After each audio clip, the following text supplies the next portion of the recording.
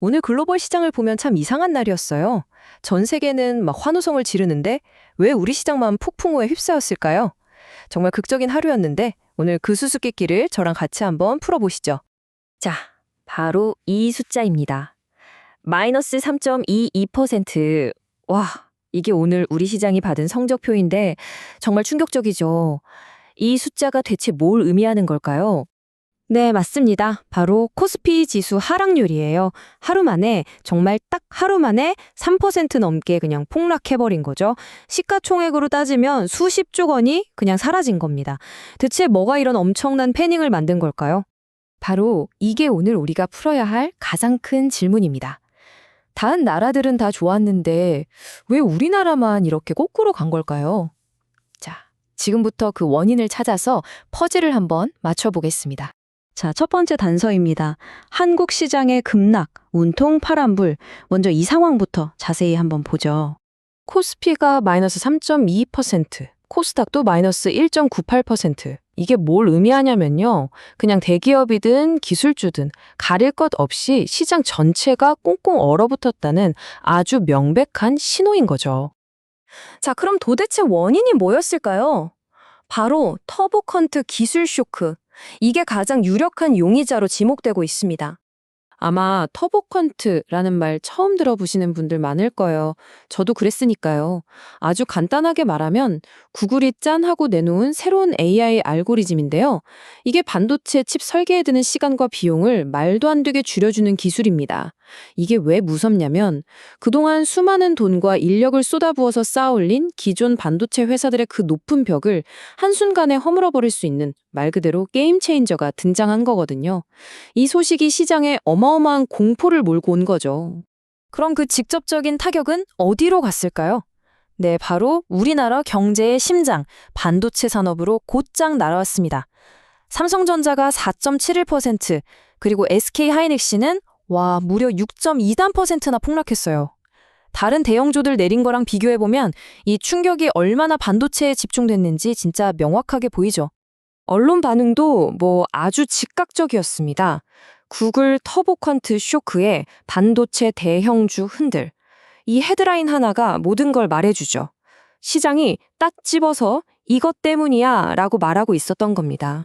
자, 그런데 여기서부터가 진짜 이상한 부분입니다. 안도의 한숨을 쉰 글로벌 시장. 우리나라랑은 완전히 다른 세상 이야기였어요. 바로 이겁니다. 지정학적 리스크가 줄어들 거라는 기대감. 미국하고 이란 사이가 좀 괜찮아질 것 같다는 소식이 들려왔거든요. 이게 왜 중요하냐면 국제 유가가 안정되고 그럼 기업들 비용 부담이 줄어들잖아요. 이 소식 하나가 전 세계 시장에는 아주 기분 좋은 바람으로 작용한 거죠. 이 그래프를 보시면 그 차이가 그냥 한눈에 들어옵니다. 한번 보세요. 한국 코스피는 마이너스 3.22%로 저렇게 파랗게 푹 꺼져 있는데 미국 나스닥, 독일 덱스는 빨갛게 플러스 수익률을 기록했잖아요. 바로 같은 날인데 완전히 다른 방향으로 가고 있었던 거예요. 자, 이제 슬슬 조각들이 맞춰지죠. 왜 한국만 예외였을까? 이 질문에 답하려면 이제 시장 참여자들의 심리 속으로 조금 더 깊이 들어가 봐야 합니다.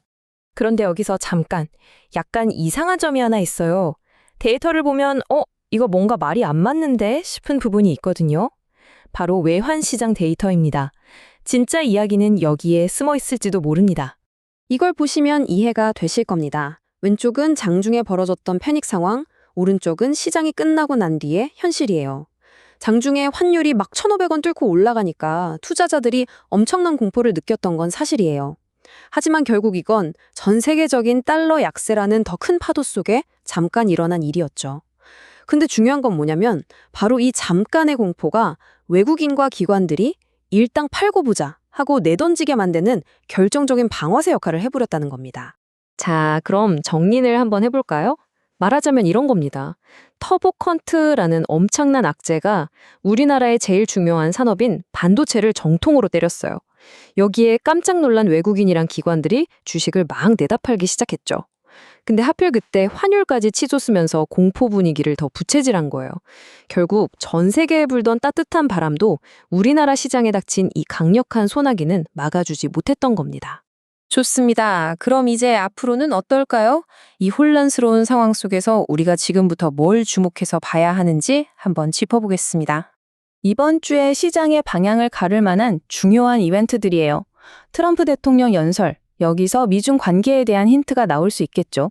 그리고 미국의 일자리, 중국의 제조업 지표. 이걸 보면 세계 경기가 지금 튼튼한지 아닌지 알 수 있고요. 마지막으로 미국 소매 판매. 세계에서 가장 큰 시장이 돈을 잘 쓰고 있는지를 보여주는 거니까요. 이 하나하나가 앞으로 시장이 어디로 갈지 알려주는 중요한 신호등이 될 겁니다. 자, 오늘 이야기는 여기까지입니다. 마지막으로 여러분께 질문 하나를 던지면서 마무리할게요. 오늘 우리가 본 이 기술 쇼크, 과연 한국 시장에서만 내린 소나기였을까요? 아니면 전 세계로 번질 태풍의 시작일까요? 앞으로 나올 여러 경제 지표들을 보시면서 한번 그 답을 생각해 보시는 건 어떨까요?